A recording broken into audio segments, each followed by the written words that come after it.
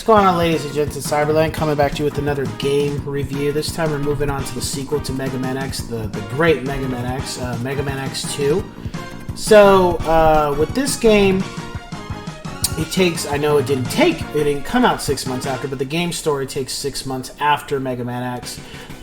Mega Man X is now pretty much running the show of the Maverick Hunters, and he's hunting down everybody that's a Maverick. He's trying to get them up out of here. They're still a threat to humanity. Zero also, I didn't mention in the last review, but he did it. Well, actually, I should have mentioned it because that blows the story. Zero was pretty much one of the highest level ranking Maverick Hunters, and unfortunately, he died. He didn't make it. And this game subplot is about trying to resurrect him. X isn't trying to resurrect him. But there's these three Maverick Hunters, elite Maverick Hunter or Mavericks, that are trying to resurrect him, and you can see them right there. And their interest in resurrecting Zero, of course, is probably to utilize him as a weapon against X because X is taking out their comrades. And that's pretty much the basis of the story, at least from that aspect.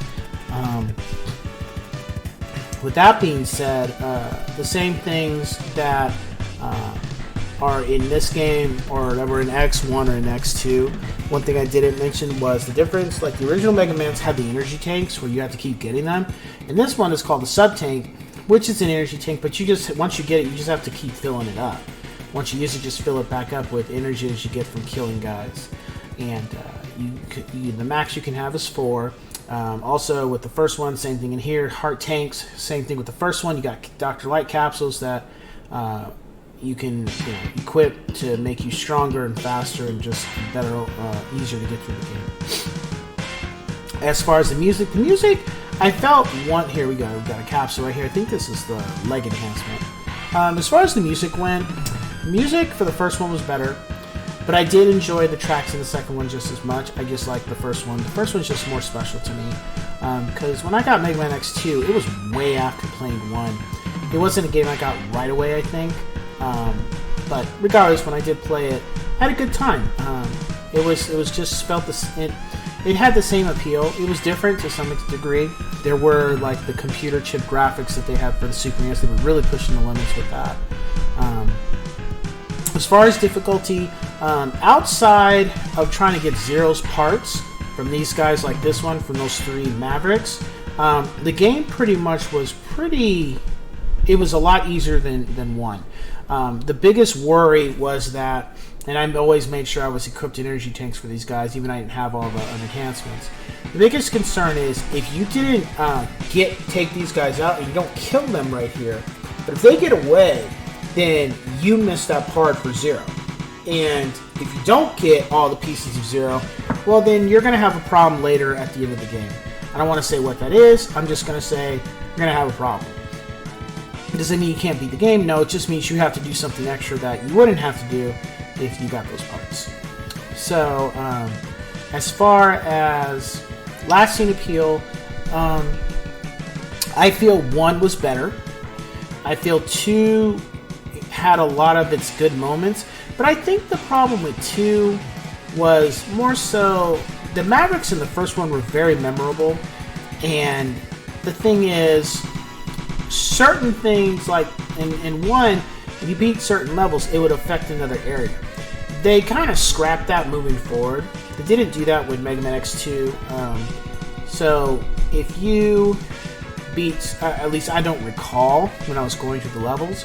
So if you beat certain places, it didn't really affect the next one, or made it less difficult or easier, because the first one did that.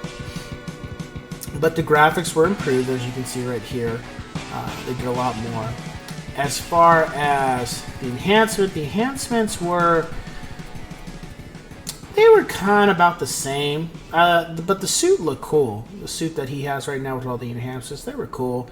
As far as the replay value, it's the same like Mega Man X. It's just you beat it. If it's something you want to go back to, cool. If not, you beat it, you just move on to other games. But if you can't, that's if you can't find it. Oh, and this was the first time we had the appearance of Dr. King. He was that gentleman right there. He was actually the one that found Dr. Light's capsule of Mega Man X in the first one, and we'll find out some things. I don't recall if Kane. We used to think Kane created Zero. We come to find out he didn't. But I think Kane did build a lot of the Mavericks, not intentionally. And he did build Sigma, but he didn't expect for them to go to WoW out like they did. They turned Maverick. And of course, as you can see the diagram right here, like that's the boss's place, but that's the screen. It was kind of interesting too. The one thing I didn't like about that, when it showed the villains and stuff, is it was all like staticky and stuff. I was just like, man, can I get a clear picture of these guys? And that's just me being a little facetious, but I'm just saying. It's like the first one you had a clear picture, it's all nice and big. This one's all a little tiny and it's all staticky and stuff. I'm like, I didn't really get the point of that. As far as difficulty, Mega Man X2 was easier, and really it was easier just because, for me, I think it was easier because I already had a history with playing 1. So I really knew what I needed to do. Okay, for me, find a guy that's easier to beat than the others, take him out first, and then take his ability to see who it works on the best, and kind of go through a game like that.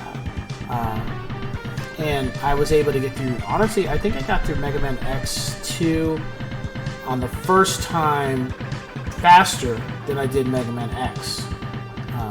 Even though with my gameplay for Mega Man X2, I have more videos. So, yeah. As far as everything else with the game, it's a good game. It's a good nostalgia. I mean, for my rating, I would give this again a 5 out of 5 yes sirs, because in my view, Mega Man X1, really Mega Man X1 through 4 were the best of the X series, and of course I'll continue to, when I rank them at one point, I'll go into why. But as you can see right there, we have Zero's body parts, and his eyes are of course closed. But the thing that gets me, I remember that move too. But the thing that gets me about Zero was, first of all, how did they even come across parts? Because when he died in the first one, there was no body. So where did the body parts come from? So that was always kind of weird to me.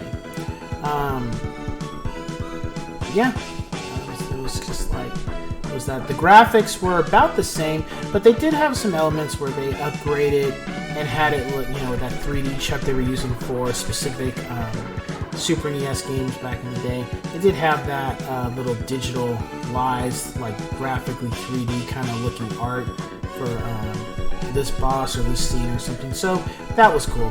Here we go. The famous Shoryuken. So Capcom, being Capcom, they knew how people felt about the Hadouken. So wow, you're so cool. I'm not worried. He's gonna get the Dragon Punch, Ryu and Ken's Dragon Punch. I kind of felt like he should have been dressed up in the gi again though. But then all of a sudden, here we go. Got the secret move.